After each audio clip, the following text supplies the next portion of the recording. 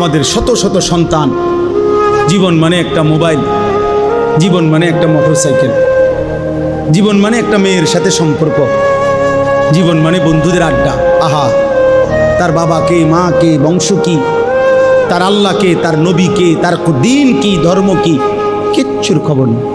চুল দেখেন, চিনাও যাবে না সে মুসলমানের বাচ্চা কিনা।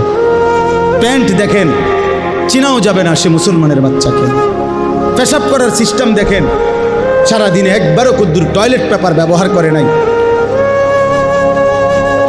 বুঝাও যাবে না এ মুসলমানের সন্তান কিনা।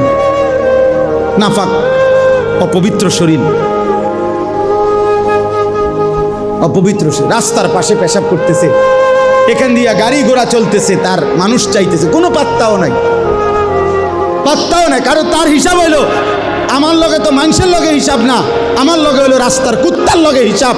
ওই কুকুরও কোনোদিন কোনোবার পেশাব করে ঢিলা কুলুক টয়লেট পেপার পানি ব্যবহার করে না। আমিও মানুষ রূপী এই জানোয়ার, আমিও পেশাব করে পানি নেই না।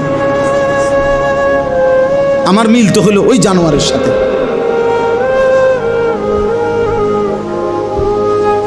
আমি মানুষের দিকে চাইয়া লাভ কি? মানুষের লগে তো আমার হিসাব না, আমার হিসাব তো পশুর সাথে।